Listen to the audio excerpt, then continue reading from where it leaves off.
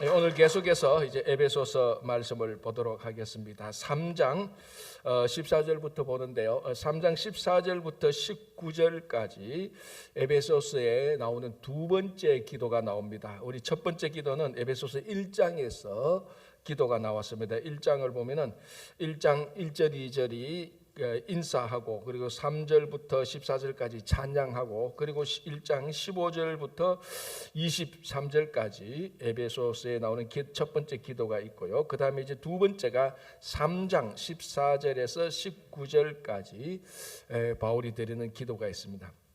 자, 이런 기도문을 볼 때 물론 이제 바울이 드리는 이런 기도가 우리가 새벽에 나와서 우리가 가장 은밀하게 개인적으로 우리가 드리는 그런 기도의 성격하고 그런 내용이 물론 차이가 나지만은, 그럼에도 불구하고 바울이 에베소 교회에 주는 그 기도의 내용을 볼 때 우리가 드리는 기도하고 이 사도 바울이 에베소 편지에서 에베소서에 나오는 이 기도하고 한번 비교를 해볼 때 참 우리 기도가 너무 우리 이기적인 목적에 치우쳐 있지는 않은가, 그런 생각이 참 많이 듭니다. 이 바울의 기도를 볼 때 어떤 바울의 기도의 그 목적이 너무나 뚜렷하게 드러나 있습니다. 이 기도의 목적이 하나님의 나라와 그리고 이 에베소 교회의 성도들을 위한 그런 그 기도가 명확하게 나타나 있는 이런 기도를 볼 때 과연 우리가 엄밀히 드리는 그런 기도와 한번 비교해 볼 때, 물론 우리가 모든 기도에는 그 나름대로의 정당성이 있습니다. 그러나 뭐라 그럴까, 기도의 성숙도라고 할까요? 그리고 그 기도 내용을 보면은 그 사람의 신앙의 성숙도를 또 가늠할 수가 있는 것입니다. 그래서 바울의 이 기도와 우리의 기도를 한번 비교해 볼 때 우리가 어느 부분에 있어서 좀 더 성숙해야 되는가, 그렇게 우리가 좀 느낄 수가 있는 겁니다. 자, 그러면은 우리 기도는 우리가 우리 자신이 가장 잘 아니까 뭐 그걸 드러내놓을 필요는 없고 하나님한테 내면 되니까 바울이 기도했던 것이 이제 드러나 있습니다. 이제 두 번째 자, 기도를 한번 보겠습니다. 14절, 이러므로 내가 하늘과 땅에 있는 각 족속에게 이름을 주신 아버지 앞에 무릎을 꿇고 비노니. 자, 우리가 기도드릴 때 기도의 대상은 아버지 하나님께 드리는 겁니다. 성부, 성자, 성령이 있을 때 기도는 하나님께 드리는 겁니다. 이게 또 물론 뭐 내가 지금까지 기도드리는데 하나님께 드리는 기도인지 내가 좀 잘 몰랐는데 어떨 때는 예수님께 기도드린 거 그 기도한데 그러면 그 기도가 하나도 응답 안 됐나, 뭐 그렇게 걱정하실 필요는 없습니다. 그래도 하나님께서 알아서 다 듣습니다. 하나님께 기도 안 드려도 저게 뭔가 좀 성경 지식이 좀 정확치 못해서 하나님께 기도는 안 돼, 기도는 하는구나, 하나님께서 알아서 다 듣지만 그래도 성숙하고 좀 더 이제 바른 신앙은 이 기도를 할 때 이 기도는 성부 하나님께서 들으신다, 성부 하나님께 기도를 한다라는 것을 우리가 또 아는 게 중요하죠. 그래서 바울은 정확히 말합니다.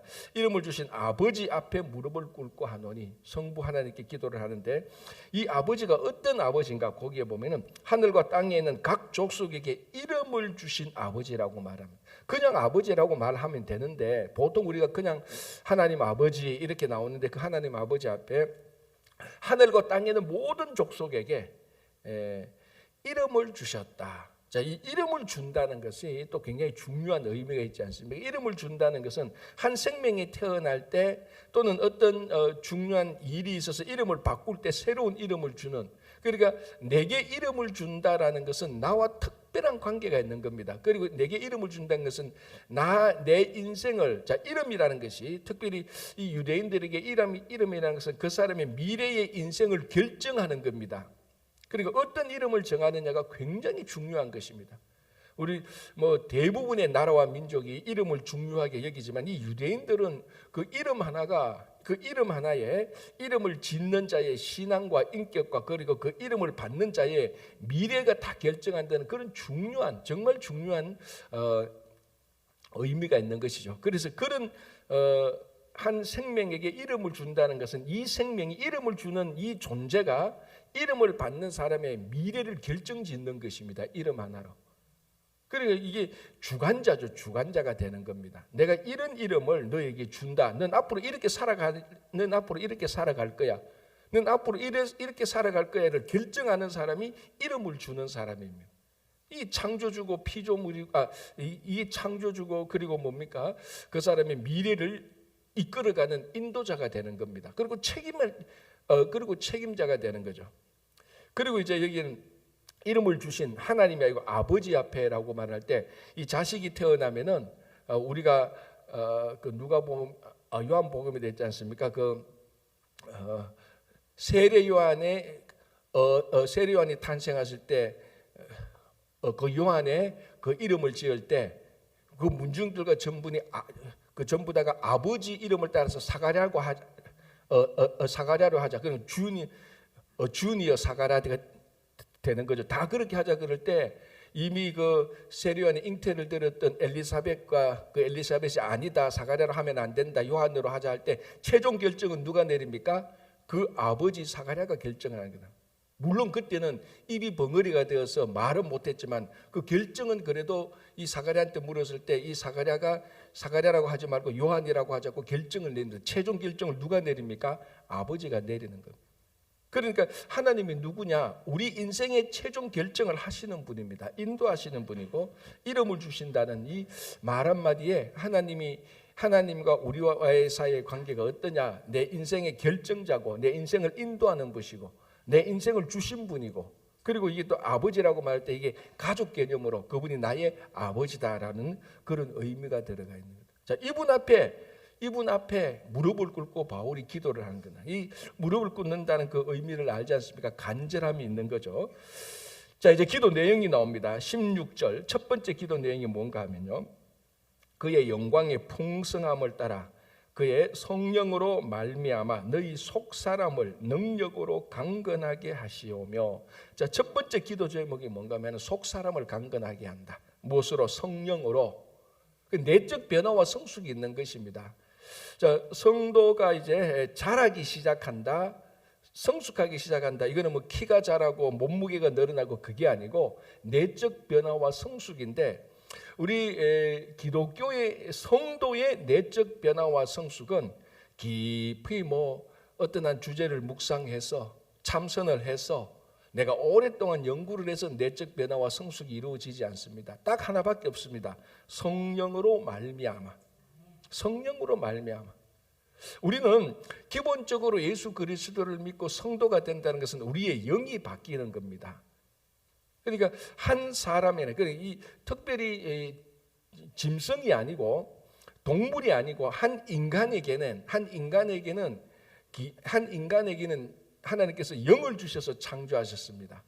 그러니까 그 영이 변화되지 않는다면 결국 한 사람이 온전히 변화됐다라고 말을 할 수가 없는 것입니다. 아무리 말투를 바꾸고 아무리 옷을 바꾸고 신분을 바꾸고 다 바꾸어도 그 영이 변화되지 않는다면 성경에서는 내적 변화와 성숙이 이루어지지 않는 겁니다. 그래서 오늘 또 성령으로 말미암아 속 사람을 능력으로 강건하게 하시고. 사도 바울이 에베소 교회 교인들에게 바라는 기도의 제목이 이겁니다. 자, 이 바울이 특별히 또 에베소 교회와 그 좋은 관계가 있었지 않습니까? 바울이 또 에베소 교회를 개척했고 거기서 1년 반 동안 또 사역을 했고 그리고 에베소 장로들과 또 긴밀한 좋은 관계가 있었고 그래서 바울이 에베소 교인들에게 원하는 것은 당신들이 내적 변화와 성숙을 위해서 내가 계속해서 기도한다. 그러나 이 내적 변화와 성숙은 다른 방법이 아니고 다른 방법이 없다. 오직 성령으로 내적 변화와 성숙이 이루어질 수 있다는 겁니다. 그래서 우리 성도들의 내적 변화와 성숙은 하나님의 영에 의한 변화와 성숙이 이루어지는 것입니다. 자, 그걸 이제 기도를 하는 거고요. 자, 두 번째 기도가 뭔가 하면은 17절 믿음으로 말미암아 그리스도께서 너희 마음에 계시게 하시옵고 계속해서 예수 그리스도가 계속해서 예수 그리스도가 그 사람 한 사람 속에 유지되도록 계속해서 예수님과 함께 계속해서 갈 수 있도록 이 교제가 계속해서 이어질 수 있도록 그렇게 말한 거죠. 자, 그게 뭔가 하면은 믿음으로 말미암아 그리스도께서 너희 마음에 계시게 하옵시고. 자, 우리가 여기 에베소서에서 가장 많이 나오는 표현이 그 안에서, 그리스도 안에서라는 말입니다. 우리가 그리스도 안에서 생각하고, 그리스도 안에서 말하고, 그리스도 안에서 행하고, 모든 것들이 다 그리스도 안에서 이루어져야 되는 겁니다. 그러면 우리가 그리스도 안에서 행한다는 것이, 우리가 그리스도 안에 있다는 것이 뭔가 알 것 같은데, 그리스도 안에 있다는 것이 알 것 같은데, 내가 뭐 어디 안에 있다, 집 안에 있다, 어떤 건물 안에 있다처럼 어디 안에 있다는 것을 알 것 같은데, 그리스도 안에 있다는 것은 우리가 그리스도 안으로 들어가야 되는가? 뭐 그런 생각. 그러니까 구체적으로 이게 예수 그리스도 안에 있다는 말이, 이게 구체적인 어떤 사람의 행위가 아니고 관념적이니까, 어떨 때는 정확히 그럼 그리스도 안에 있는 것이 무엇이라고 말을 하면은 뭐 알 것 같은데 딱 꼬집어서 말을 하기가 참 애매합니다. 왜냐하면 우리가 그리스도 안에 있다는 것은 여러 가지로 우리가 말을 할 수 있는데, 그 중에 하나가 오늘 바울이 말하는 것처럼 예수 그리스도를 믿을 때에 우리가 그리스도 안에 있는 거고, 그리스도께서 우리 안에 들어오는 겁니다. 이게 믿음의 관계가 아니라면은 우리는 그리스도 안에 있을 수가 없습니다. 자, 쉽게 말하자면 우리 비즈니스 하는 사람이 제일 중요한 건 뭡니까? 비즈니스 하는 데 있어서 서로 신용이죠. 그래서 비즈니스 하는 사람들은 그렇게 말할 겁니다. 이 비즈니스가 아무리 법적인 문서가 다 있어도 결국은 비즈니스 할 때 그 사람이 내게 신용이 없다면, 그 사람을 믿지 못한다면 비즈니스가 오래 유지될 수 없는 것입니다.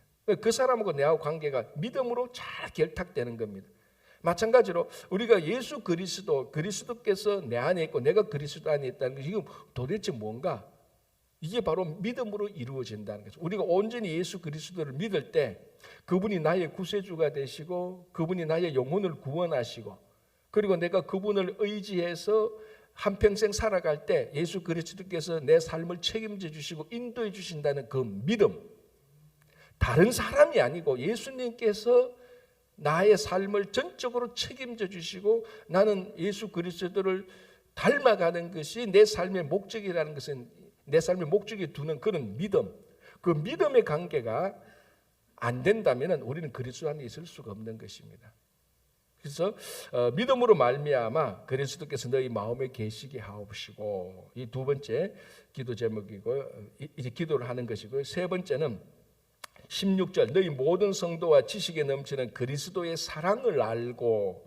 자, 사랑을 알고, 그러니까 에베소 교회 교인들이 사랑을 알기를 원하죠. 자, 특별히 이 에베소 교회 교인들과 사랑과의 관계는 우리가 앞에서도 말했죠. 사도 바울이 에베소 교회 교인들의 첫 번째 기도할 때 바울이 에베소 교회 교인들에게 하나님께 감사했던 에베소 교회 교인들의 두 가지 신앙이 있었습니다. 그게 뭐였습니까? 믿음과 사랑이었어요. 지금도 똑같이 보십시오. 17절에 믿음으로 말미암아 그리스도께서 내 마음에 계시게 하시고, 그 다음에 또 사랑을 알고, 똑같이 믿음과 사랑이라고 말을 하는데, 특별히 에베소 교회에서 사랑은 나중 되면은 첫사랑을 잃어버렸다고 요한계시록을 보면 그게 나오는 겁니다.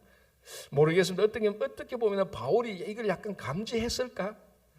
이 지금 에베소 교회인데 지금 사랑 많은데 내가 뭔가 모르게 좀 나중 되면 에베소 교인들이 사랑을 잃어버리지 않을까? 모르겠어. 뭔가 감지했을까?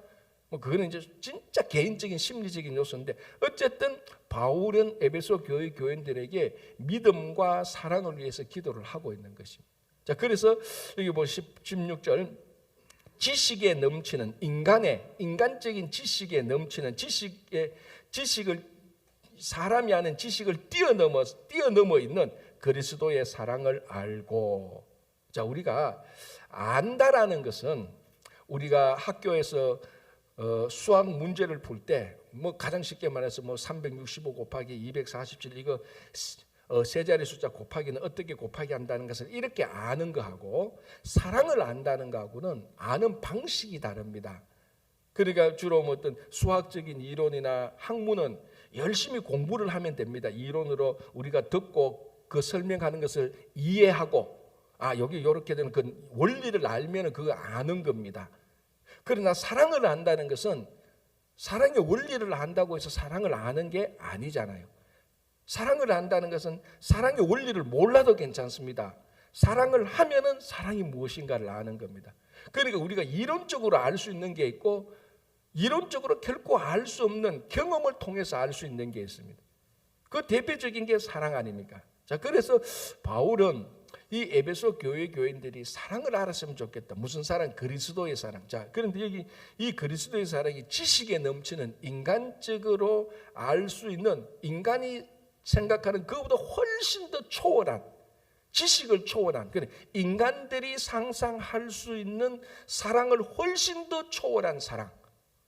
자, 사람이 알 수 있는 사랑은요, 경험할 수 있는 사랑은, 아가페 사랑은 할 수가 없습니다. 인간은 본질적으로 이기적이기 때문에, 왜? 죄인이기 때문에. 근데 이 아가페 사랑이라는 것은, 이 아가페 사랑을 받아봐야만이 그게 무슨 사랑인 줄을 알게 되는 겁니다. 이 사랑이라는 것은 그러니까 사랑이라는 것은 철저히 경험이 기초한 것이죠. 자, 그래서 17절 보시기 바랍니다. 중간에 너희가 사랑 가운데서 뿌리가 박히고 터가 굳어졌어. 뭘 말하는 겁니까? 사랑을 경험하는 겁니다. 우리가 그리스도의 사랑을 어떻게 알죠? 그리스도의 사랑을 받을 때 아는 겁니다. 다른 방법이 없어요. 아가페 사랑은 조건적이, 그 조건이 없는 무조건적인 사랑인 거 백날 설명해봤자 그 사랑을 받고 체험하고 그 사랑 속에서 살아있는 사람, 이 사랑을 아는 것만큼은 알 수가 없는 겁니다. 그래서 우리가 이 그리스도의 십자가의 사랑을 우리가 경험하고 그때에 우리에게 사랑이 나갈 수 있는 겁니다. 그런 일이 일어나도록 바울이 에베소 교회 교인들에게 기도를 하고 있는 겁니다. 자, 하나 더 볼게요. 네 번째 또 바울이 알기를 원한 것은 이겁니다. 19절, 그 너비와 길이와 높이와 깊이가 어떠함을 깨달아 하나님의 모든 충만하신 것으로 너희에게 충만하게 하시기를 구하노라. 이 굉장히 말이 탁 이렇게 그게 요거구나라고 알기 어려운 말이 좀 이렇게, 이게 이 말이 좀 한국말로 원래 안 쓰여져 있기 때문에 이렇습니다. 원래 헬라말로 쓰여져 있기 때문에. 근데 헬라말 자체가 굉장히 추상적이고 철학적이지 않습니까? 그러니까 이제 이렇게 나오는데, 어쨌든 간단하게 말하자면은 에베소 교회 교인들에게 하나님의 충만함이 함께하기를 원한다는 겁니다. 자, 그런데 충만함이라는 것은 완벽하게 꽉 찬 겁니다. 그런데 우리 인간에게 이 죄인된 인간이 하나님의 사랑을 꽉 차게 가지고 있을 수가 없죠. 우리 자체가 불완전하기 때문에. 그래서 이 기도의 제목을 우리가 좀 더 쉽게 안다면은 우리 있는 수준에서 온전하게 되는 것. 우리가 좀 더 수준이 올라가면 올라갈수록 더 성숙하게 되는 것. 그런 의미에서 충만으로 보면 되는 겁니다. 내 수준에서 있는 온전함. 새신자는 새신자 수준에서 온전함. 그리고 10년 신앙생활 하신 분은 10년 신앙생활 하신 그 레벨에 맞추어서 온전함. 계속해서, 자, 그래서 13절 보시기 바랍니다. 우리가 다 하나님의 아들을 믿는 것과 아는 일이 하나가 되어 온전한 사람을 이루어 그리스도의 장성한 분량이 충만한 데까지 이르리니. 그러니까 각자 수준의 온전한 신앙이 있습니다. 그런데 이 온전한 신앙은 세월이 갈수록 신앙의 경험이 갈수록 점점 더 성숙해져야 되는 거죠. 맨날 5년 된 사람이 5년 된 그 온전함만 가지고 있으면 안 되는 거죠. 6년, 7년이 되면은 6년, 7년에 맞는 온전함이 점점 더 늘어나야 되고 깊어져야 되고 높아져야 되는 거죠. 그래서 이렇게 해서 어디까지? 그리스도의 장성한 분량에 이르기까지 가기를 이제 바울이 기도를 하고 있는. 자, 이게 바울이 에베소 교회 교인들한테 기도를 하는데, 제가 처음 말씀드린 것처럼 이런 바울의 기도의 내용과 우리가 하는 기도의 내용을 비교해 볼 때, 우리가 하는 기도의 내용이 얼마나 이 바울과 기도해서 성숙도 이런 것들을 좀 볼 때, 우리가 이런 부분에 약하구나라고 더 참 진짜 비교하면서 우리가 더 성숙해야 될, 그리고 더 본받아야 될 신앙의 내용들이 바울의 기도에 있는 겁니다. 자, 20절, 21절 우리 1장 나온 것처럼, 그리고 난 다음에 바울이 또 송영합니다. 하나님께 송영을 하는데, 찬양을 드리는데요. 20절 보겠습니다. 우리 가운데서 역사하시는 능력대로 자, 이게 그냥 쑥 지나가는 말 같은데 중요한 의미가 있죠. 우리 가운데서 역사하시는 능력, 하나님의 능력. 그 하나님의 능력이 어디에서 역사하시는가 하면은 우리 가운데서 역사하신다.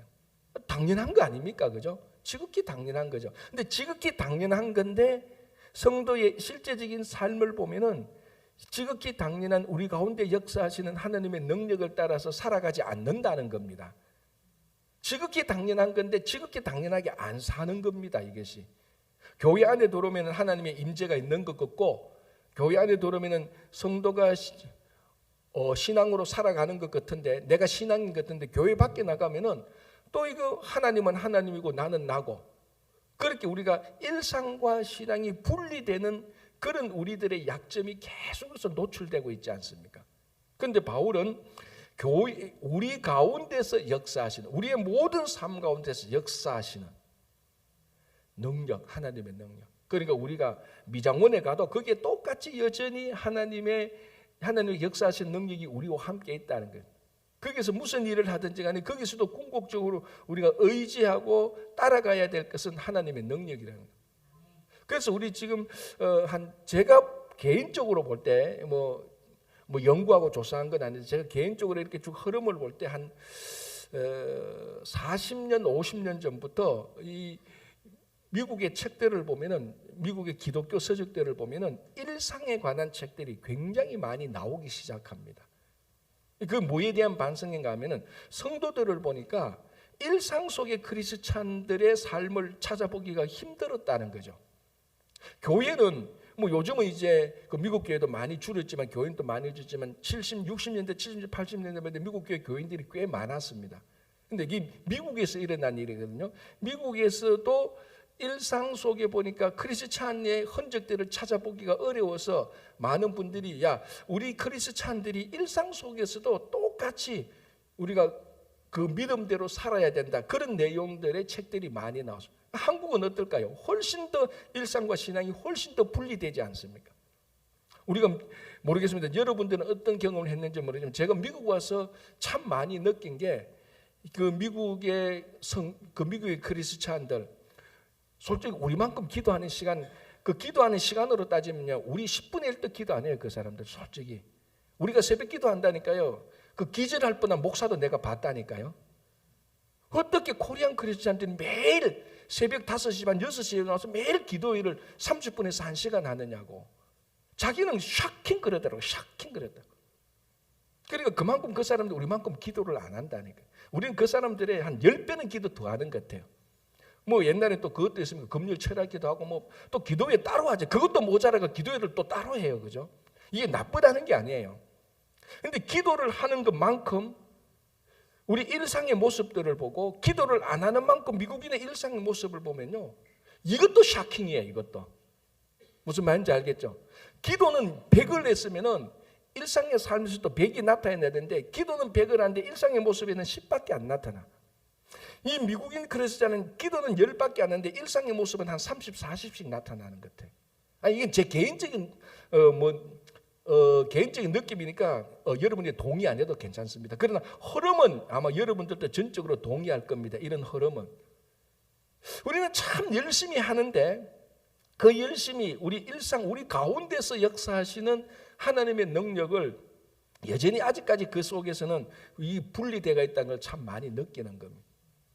그러니까 일상에서 삶을 딱 봐가지고 이 사람이 크리스찬인지 아닌지 우리는 잘 몰라요. 사실은 알아야 되는데, 왜? 우리는 아주 잘 위장하기 때문에, 변신이 빠르기 때문에, 교회에 딱 들어갈 때 요래 변신하고 교회에서 딱 나오면 요렇게 변신하고, 변신이 빠르기 때문에. 사실 크리스찬은요, 삶에 있어서는 일체의 변신이 없어야 됩니다. 교회 안에 들어오나 교회 밖에 나가나 일상으로 들어가나 일상에서 좀 벗어나서 하나님과 1대1로 만나나, 그게 사실은 별 차이가 아니고 똑같아야 되는 겁니다.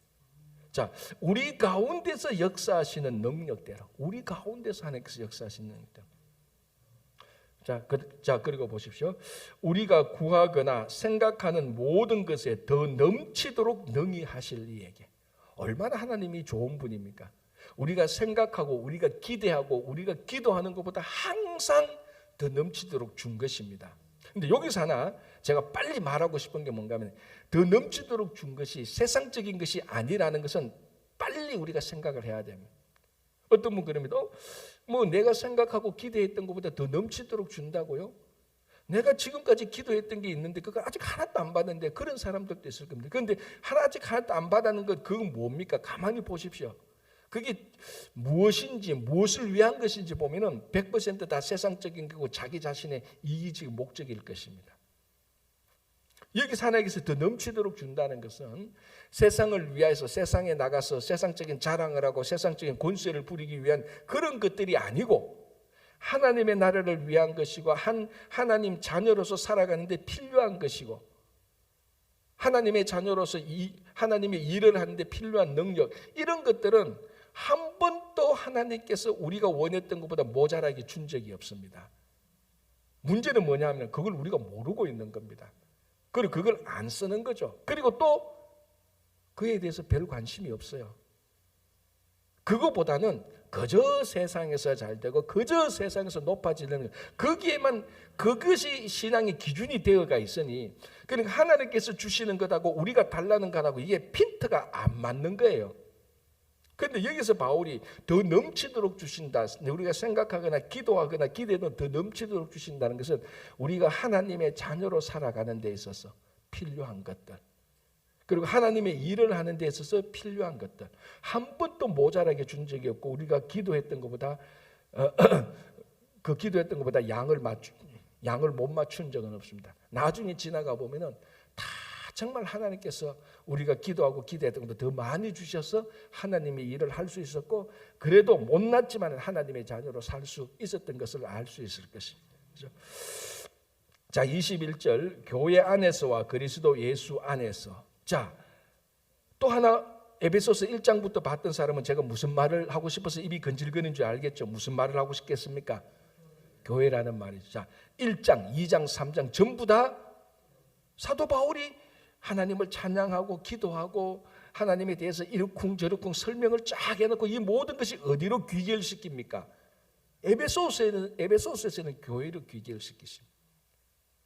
쉽게 말하면 너희들의 기도와 너희들의 찬양과 예수 그리스도의 위대함과 하나님의 사랑과 이 모든 것이 그리스도의 몸된 교회와 분리되어서는 일어나지 않는다는 겁니다.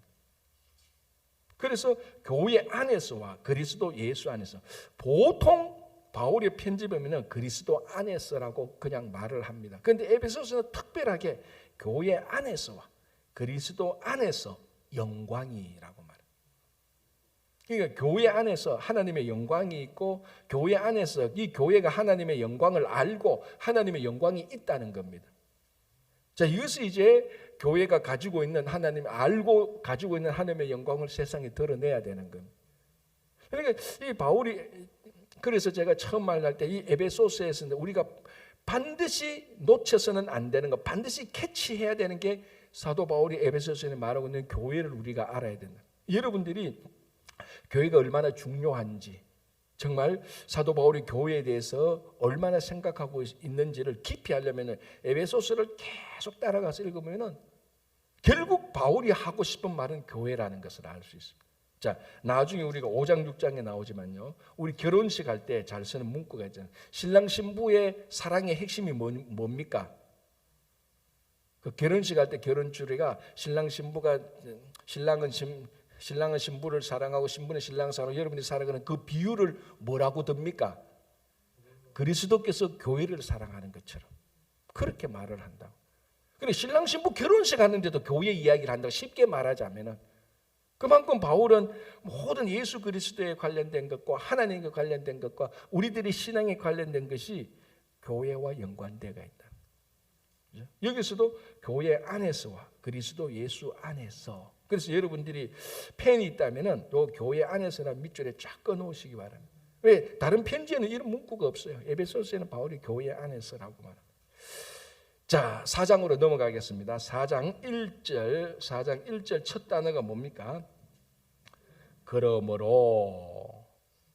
자, 우리가 지금 이제 주일날 로마서를 보지 않습니까? 로마서 12장 1절의 첫 단어가 뭐였죠?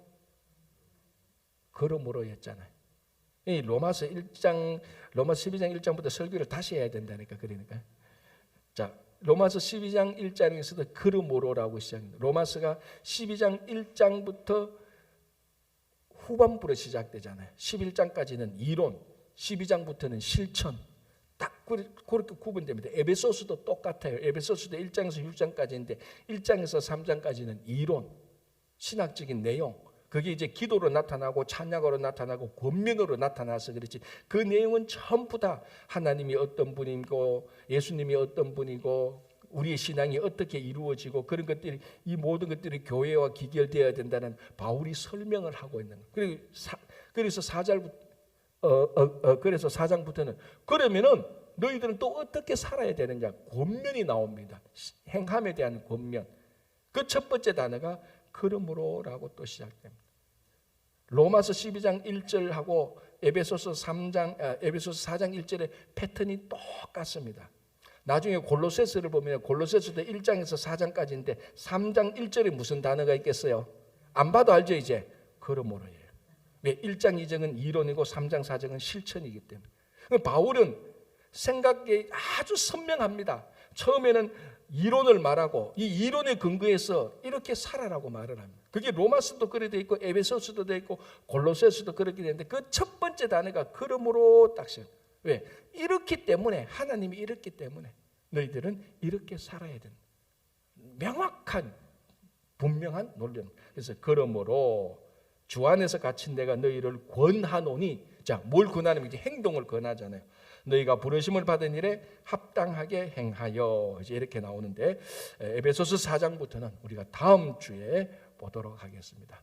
그러므로 에베소서 4장은 다음 주에 보도록 하겠습니다. 기도하겠습니다. 하나님 감사합니다. 오늘 8구역 11구역 함께 모여서 헌신 예배를 드립니다. 아버지 하나님, 짧은 시간에 헌신 예배지만 그래도 이 헌신 예배를 통하여서 우리의 헌신에 대해서 다시 생각해보고 헌신이 이루어질 수 있도록 도와주시옵소서. 아버지 하나님, 우리의 기도가 날마다 더 성숙해질 수 있도록 도와주시고, 기도만큼 우리의 삶이 성숙해지고 우리의 기도만큼 우리의 삶이 변화될 수 있도록 인도하여 주시옵소서. 특별히 지금 이제 오늘까지 우리 유스그룹 수련회가 있습니다. 잘 마치고 안전하게 돌아와서 우리 유스그룹 학생들이 잘 믿음 안에서 자라고 하나님께서 하나님께 주신 지혜로 또 학업도 잘 마칠 수 있도록 건강하고 믿음과 지혜 속에서 잘 자라갈 수 있도록 주님께서 꼭 도와주시고, 오늘 또 헌신 예배를 드리는 8구역 11구역 그리고 함께 새벽에 나와서 말씀을 듣는 우리 모두에게 주님의 은혜가 성령으로 날마다 속사람의 변화와 성숙이 이루어질 수 있도록 도와주시옵소서. 예수님 이름으로 기도합니다. 아멘.